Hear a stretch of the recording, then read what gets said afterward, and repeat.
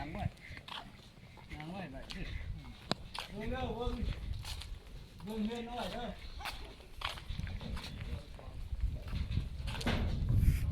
ยิดแล้วบ่ยิดไปยิดไปยิดเด้อเอ้ยโอ้ข้างหลังระวังเล็กเด้อ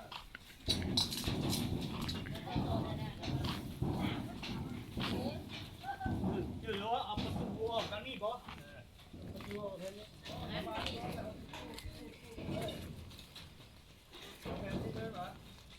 เดี๋ยวเสียวบ่ได้มันน้อยเด้นี่โอ้จริงๆมันใหญ่เด้นี่เบิ่งยอมไปทางยาวนี่ได้เสียวเด้อยอมปงได้บ่ผู้ปงเจ้ามาทำปงรถคนจับไปให้ใหญ่ขึ้นเงินตัวน้อยเดี๋ยวจะเล่นยักษ์อีกระวังใส่ขาบ่เอา